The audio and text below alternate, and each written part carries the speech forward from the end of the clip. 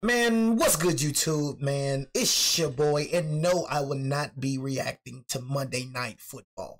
You know, one thing that I'm going to do, and I tell y'all this all the time, one thing I will not do is cater to just football fans. Weekends, bro, is going to be the only time we get football. I can't, you know, like I said, I mean, Monday, I mean, in weekends, it be packed out.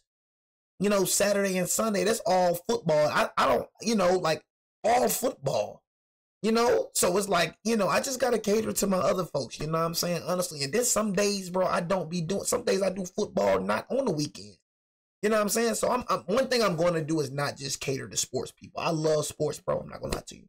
Love my NFL team, love my NBA team. NBA season starts tomorrow. You know what I'm saying? We know we're going to be on that.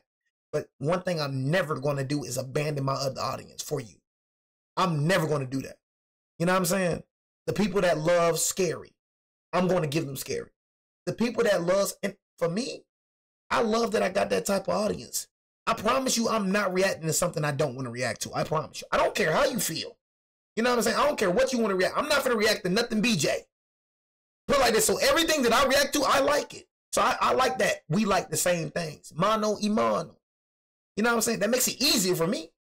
You like scary? Shoot, I like scary too. What you trying to do?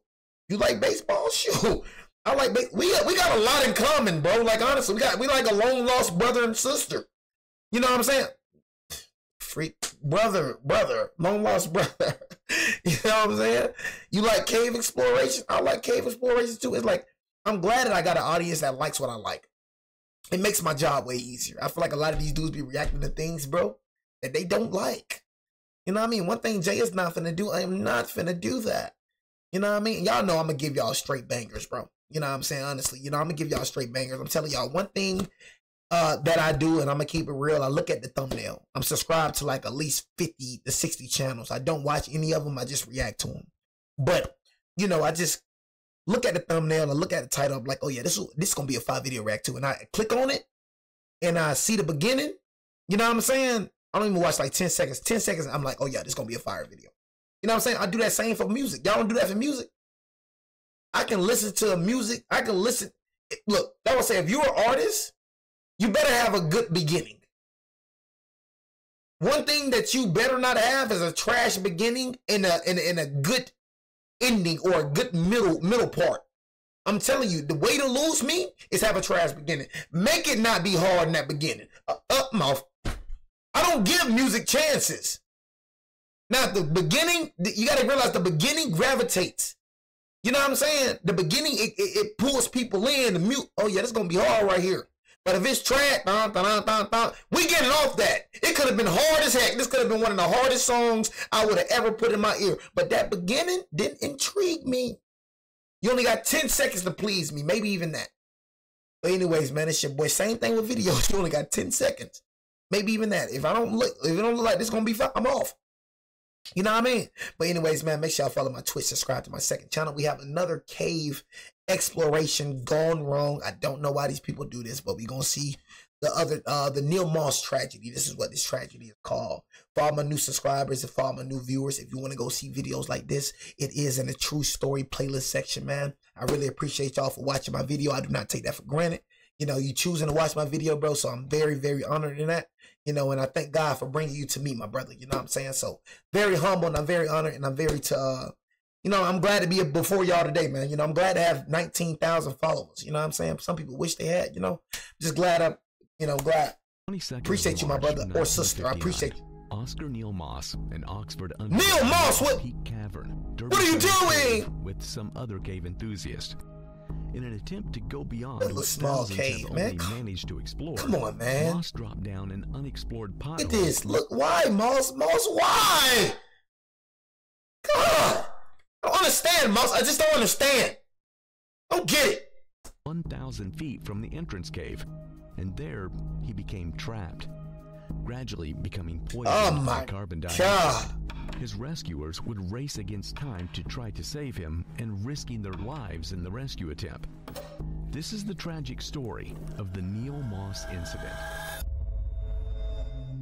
It was like some 1965. Surrounding the village. I did another cave exploration that happened in like what, 1925. Castleton, north of the Derbyshire Peak, Moss was passionate about exploring the caves underneath the hills known generally as Peak Cavern.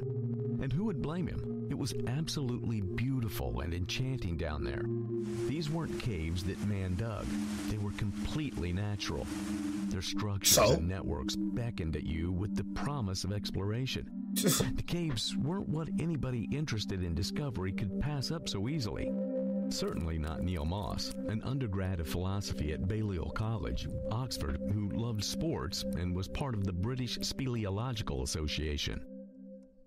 He had done some previous explorations in these caves before, but 2 weeks prior, it's like, this doesn't make sense to me, bro. A particularly interesting shaft in an unexplored chamber, 1,000 feet deep.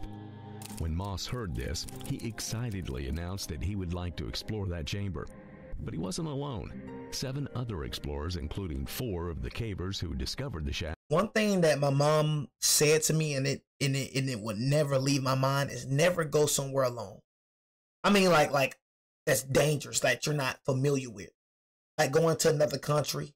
You know, I go places alone all the time. I'm not gonna lie to you. You know what I'm saying? So I'm not talking about in that aspect. But I'm talking about like never go places alone that you're not familiar with. That is dangerous.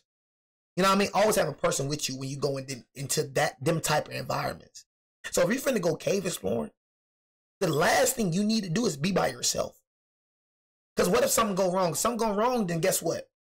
You're down there all alone. I did a video. I told you before this video, a man, he went by himself, and thank God he didn't survive. But thank God that a woman came and I think he was cave exploring the cave behind the person's house. So she came and checked on him. You know what I mean? Out of nowhere. But he was down there a couple of hours before she even came and checked on him. Bro went down the cave on his own. You know, but thank God he had, you know, a woman come and check on him, and she called 911, and they tried to rescue him. At least they tried to rescue him, but they couldn't. He died in there. You know what I mean? I think they got him out. They got him out. You know what I'm saying? But, you know, never, I don't understand. I don't care how beautiful, how magnificent the cave is. I don't care about that. You know what I mean? It's a lot of beautiful things and magnificent things that I'm just not going to be able to see. The ocean is beautiful, magnificent. Will I ever go under that mother? Heck no. Is the ocean not beautiful and magnificent?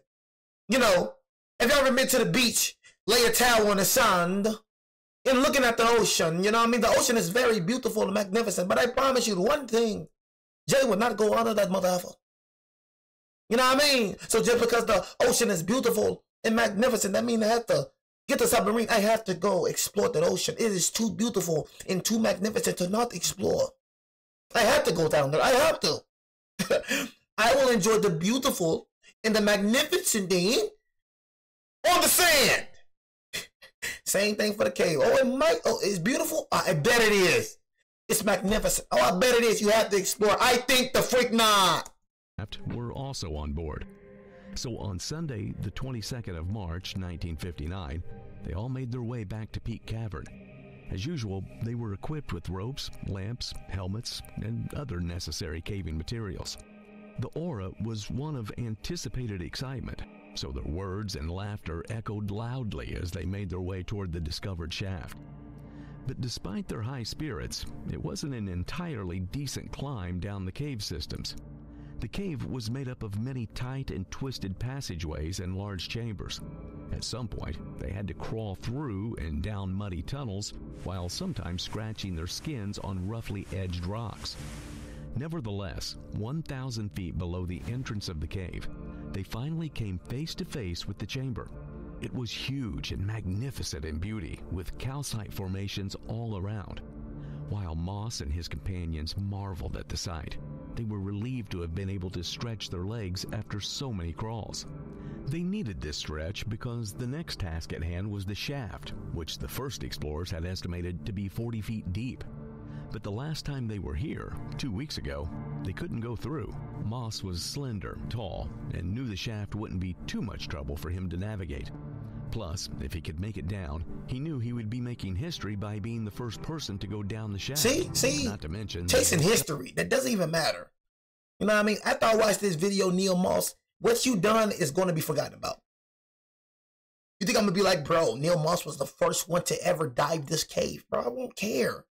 So you're chasing history at this point? Come on, man. Come on, bro. Your life should be more important than history. Come on, record, bro. Come on, man. Come on. Discovery that awaited him on the other side. I don't understand Neil Moss. Neil Moss, Yale College. He was a bit taller than I was. I was 6'2" at the time, and decidedly broader in the chest. He was not really designed to be a squeeze expert in case, but he was very enthusiastic. But to be on the safe side, his companions handed him a 75-foot ladder in case their estimation was wrong. They also told him to be careful about the middle of the shaft, which was twisted like a corkscrew. Moss nodded his head and gave a thumbs up. He started his descent at around 3:30 p.m., pushing down the ladder first before lowering himself each time. 12 feet in, he met his first challenge, the corkscrew twist. He succeeded in pushing himself into a 10-foot-long horizontal passageway. Then he crawled through this passageway, pushing the ladder in front of him as he did so, before coming face to face with a vertical passageway 18 feet deep. No one had ever gone this far before. Excited, Moss dropped down the tunnel, but unfortunately met a boulder there, blocking his path. He felt he would be able to move the boulder out of his way. All this for However, nothing. as he tried to push it, the ladder got stuck beneath him. He kicked and pushed the ladder in an attempt to That's why I say it's always a warning before you die. It's always a warning before you die. Sometimes a person just dies. I'm not gonna lie. It happens. But most of the time when people die, it's a warning. You would have not went past the boulder, would have saved your life. This boulder was a warning. Telling you, no, Neil, no, do not go down here. No, stop, no. But guess what you do? Neil decided to squeeze through the boulder. And it cost Neil's freaking life. But it remained where it was. Panting and nearing exhaustion, Trying to squeeze through the boulder. he rested and gave it another try. For what? The result was the same. Frustrated, he decided to give up and move up the shaft. Give up. But here, the biggest problem of his entire exploration, in fact, of his entire life, would begin. You see, because the ladder was stuck, it meant he had to share the little space with it if he was going to go up the shaft. This meant that he couldn't lift up his feet, but would have to crawl flatly upwards, which was an almost impossible feat. Previously, the ladder went ahead before he followed suit, but now... And I don't want y'all to be thinking that is this wide. No, it's not this wide, y'all. He's just making it's way smaller than this. Like, it's way smaller. It's not this wide. Y'all probably look like it's easy to climb up. No, it's way smaller. It's way congested than it appears to be on this screen. Possible just to let y'all know that. Previously, the ladder it's went ahead not that before he followed wide. Suit. But now, that choice was no longer on the just table. had to let y'all know that. Realizing the kind of trouble he was in, Moss tried not to panic, but smartly contorted his body to manage the space. Unfortunately, before he could even make any progress upward, he became stuck in a space just 18 inches wide. Sandwiched between rock and ladder, he couldn't move up or down, and air entering the shaft was suddenly blocked by his body. He would have to be taken out immediately before he ran out of oxygen. However, Moss didn't panic, knowing that all his companions had to do was lift him and the ladder up. There would be some bruising, but he would be fine. So he shouted to them to pull the ladder up while he grabbed hold of it. At first, they were able to lift it a few inches up, but then the ladder got stuck. Moss panicked and then screamed the words, "I'm stuck." When they didn't hear him, he shouted again, "I say I'm stuck. I can't budge an inch." Their next attempt would have to be the use of a rope to heave him up the shaft. So they tossed one in for him to hold on. Unfortunately, every time they tried to pull him up, his hands slipped off the rope.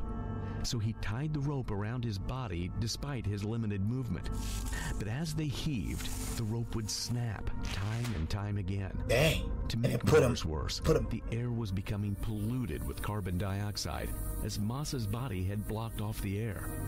Additionally, Moss was becoming disoriented since he was getting the least amount of air, not to mention that he couldn't even move. This disorientation led him to talking gibberish and acting unconcerned about his situation.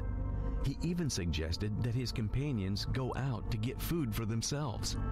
But his companions knew he was in trouble, so they quickly ran for help. The situation had officially become a dilemma requiring professional intervention. Lots of people had been alerted, including his father, Eric Moss.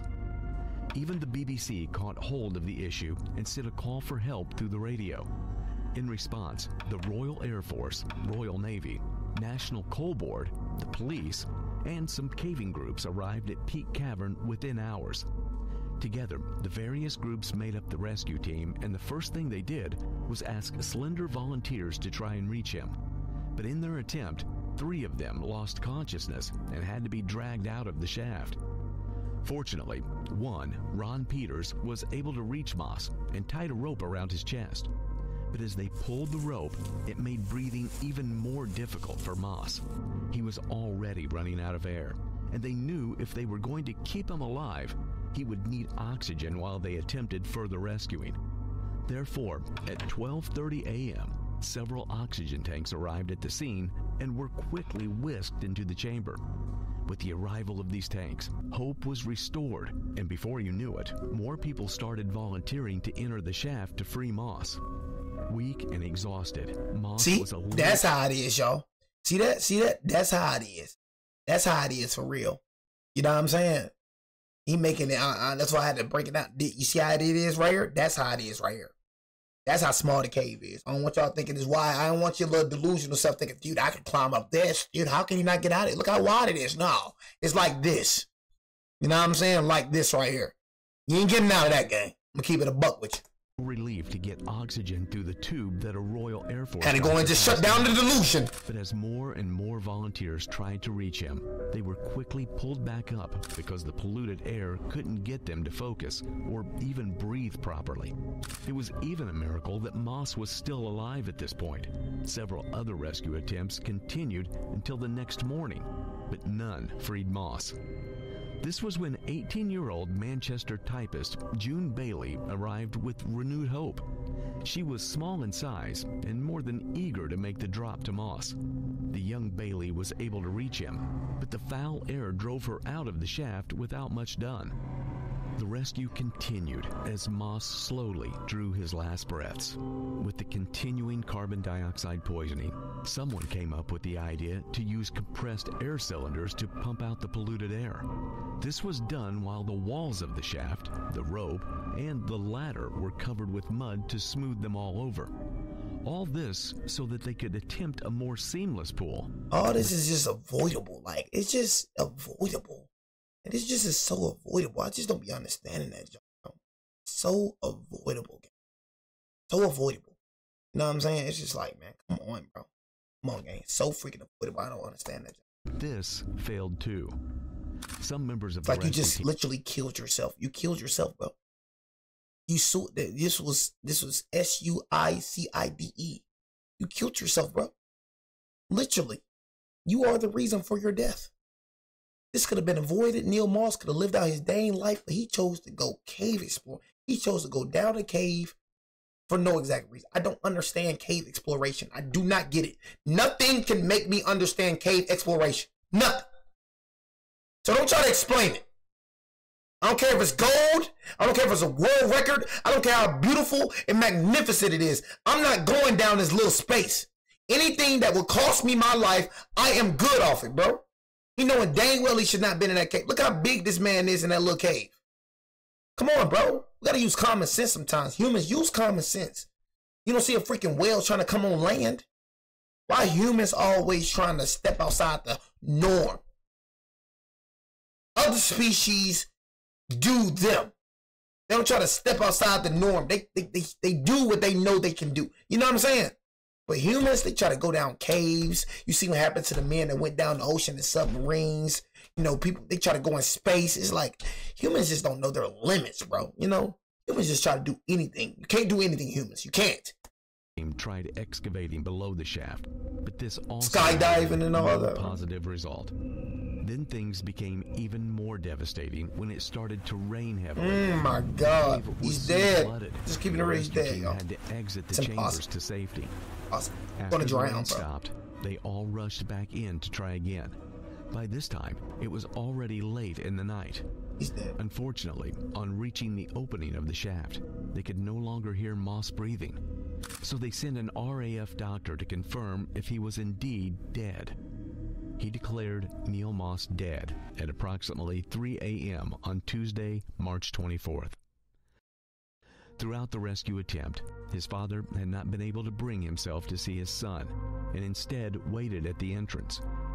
But They got him when out? news of his son's death reached him, he broke down in tears. Afterwards, the rescue team decided to continue in their attempt to retrieve Moss's body. But Eric Moss asked them to abort the mission, afraid to put any more people in danger. He asked that the shaft become his son's final resting place. So some of the men Never used got out. loose rocks to cover the opening, entombing Neil Moss's body for life. The chamber was later named the Moss Chamber, and cavers still make explorations down there to this day. Close by, an inscription with his name was made on concrete, and many years later, His body movies, down there. books, and articles would be made and written in honor of Neil Moss.